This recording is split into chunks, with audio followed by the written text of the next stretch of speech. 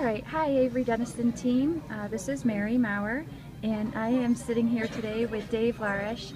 Dave has agreed to talk with us today about the VI market. Dave, can you tell me and tell the team a little bit about yourself and your role with General Data and time in the industry? Hi, I'm Dave Larish, Vice President of Manufacturing for General Data. I've been in the printing converting industry for almost 30 plus years. Worked pretty much 26 years with Standard Register in a number of roles, from designing equipment up to running their label operations for a number of years before I left there. So all in all, probably 25 years in the label industry, primarily in the VI market. And you know, there's nice thing about this industry is that every day something new comes up, and it's what kind of keeps it fresh. Yes. So you know what works and what doesn't work. You've seen trends through the years. Can you talk about the state of the VI business and the competitive environment that you've seen over the past several years? I would say the VI market has probably been more competitive in the last 2 to 3 years than I've ever seen it. There's been a couple of areas driving that. One is I don't think there's been very much market growth, so it has put a lot of pressure on people doing things that they normally wouldn't do otherwise when there is a lot of growth to share. There's a lot of cost cuttings. There's a lot of people are taking deals that they wouldn't have taken a couple of years ago just to keep their plants full, keep their presses running. You know, we've had some technology changes come along, primarily with companies like Buckeye with their ETIs and coming out with a low cost, selling directly to the end user. Kind of really mucked up the market quite a bit. Yes, we see it too. You know, we have some other players that have come on the line recently. Up in Chicago, Prinotape is out there with a very low cost direct thermal and thermal transfer line, and so all those things are putting a lot of pressure out there in the market for any kind of pricing. And we've seen probably price erosion in the last year or so, probably in the neighborhood of about 10 to 15%. Wow, that's incredible. What are some of the specific challenges that General Data faces to effectively compete in this market that's so cost sensitive? Well, it's one of those times. It's a commodity item. You know, the blank thermal transfer market. There's a number of players in it. There's a lot of capacity. You know, we've had to actually invest in some of that equipment in order to be competitive also. So for those of you who don't know, General Data purchased ETI coating equipment. Was that a year and a half ago? About a year and a half ago, yes. Okay, so can you talk about the product line a little bit that you're running off of that and how you take that to market? The product line primarily is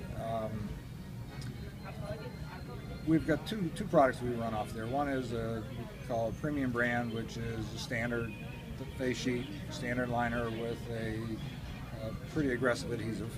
Mm-hmm. We also have our value lines, which we have kind of gone to a downgraded liner, but we've kept kind of a medium to medium. It's actually a premium face sheet, but a little bit thin. Okay, so can you describe your thoughts when you talk about a value line or a more cost-effective product in thermal transfer and direct thermal? What does value line mean to you, General Data, and how do you take that to market? What pieces of business are you targeting? Well, we're targeting the price buyers, the people that are running it's perfectly fine for the down and dirty.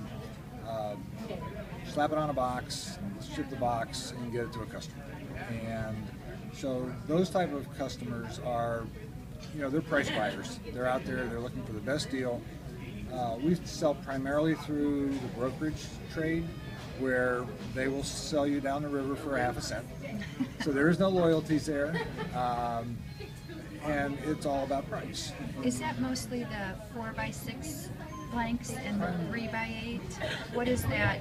Primarily the 4x6 is is by far the biggest mover. Okay. Probably followed by 4x4s and some 4x8s.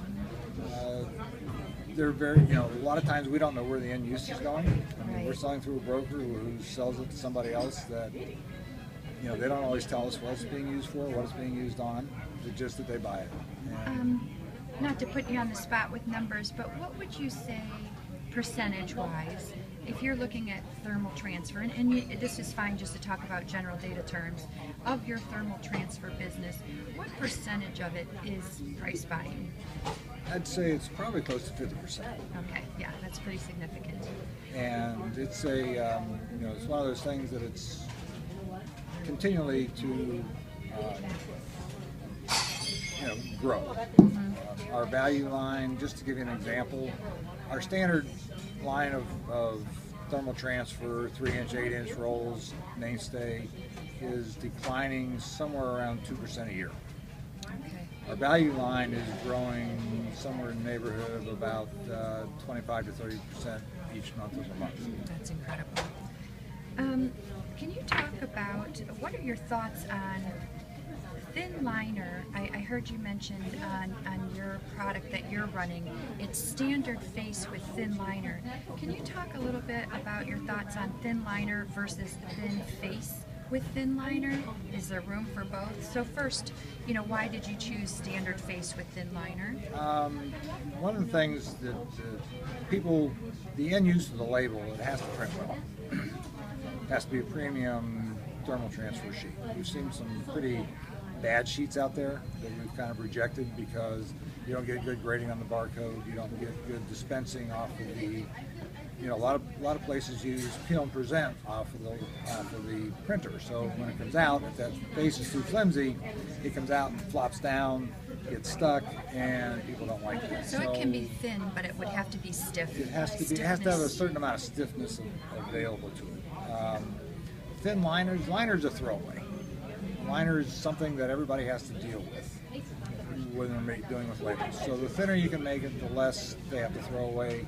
It's actually, as long as it releases well and it's strong enough to go through label applicators and everything else, liner variation, liner thickness isn't as important. Okay. Would there be room in the market for standard face thin liner and then a whole line of thin face thin liner, or would, if you picked one, what would be the I would focus? probably pick the standard face with the thin liner. There are some slightly less thinner face sheets that are still premium printable that still work, but the mainstay has been like the 44-pound face, 38 possible. Liners. What's the thinnest you've seen on the liner? work? You get below 38, it's just too thin. Okay. People don't like it. It doesn't handle well. It doesn't. You have problems with wrinkles putting it on the box. I mean, there's a lot of other issues that come across with too thin of a face sheet. And we talked about film liners a little bit too. I know that you were looking into some film liners, and I'm going to ask with this question we lead into, can you talk to the team about General Data's focus for next year around thin liners and what your direction is? We're going to be actively promoting and pushing, marketing thinner liners as a transition. I think it really has a lot of advantages. Especially when you get more labels on a roll, you get more labels in a box, your shipping costs go down. Even with the drop in oil prices, I think shipping costs are still going to continue to rise next year because of the issues with drivers.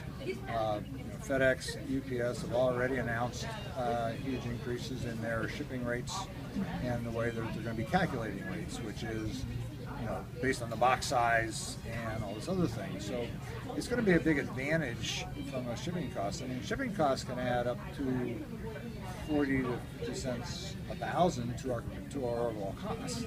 We're seeing that too. So when you look at what can I do to negate that shipping cost, putting more labels in a box really makes sense. Yeah.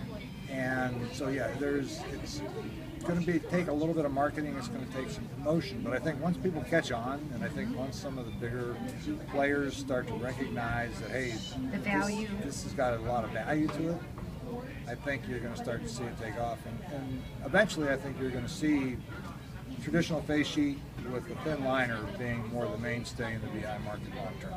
Agreed. We'd like to see that too, I think. One other question. I have heard that in Europe they use a thermal transfer face that's uncoated. Have you seen anything like that? What are your thoughts on that? I really haven't seen it. Okay. I've heard about it. Not really tested it at all. Okay. So I really don't have. Like I said, I think it's been out there for a while. I think there's been some marginal players that have used it, which is why maybe we rejected it because of the grading of the barcode and things like that, printability. And when it gets down to thermal transfer, it's all about printability. And that barcode has to be good because the penalties for not having a good barcode far outweigh every other cost of the label. And with the Walmarts, the Krogers, the P&Gs of the world that punish you for a misread on a barcode, the penalties are pretty significant. So they're not really, they don't want to risk that type of penalty. So they're more willing to pay for a little bit better face sheet and not risk the chance of getting a bad barcode or a bad read. Excellent. Yeah, thank you so much for your feedback. We really value it at Avery Dennison, and for us to have this opportunity to take the voice of you, the customer, directly back to the organization is just invaluable. Thank you so much for your time, Dave. I really appreciate it. No problem. Thank you. Yep. Bye, everyone. Bye.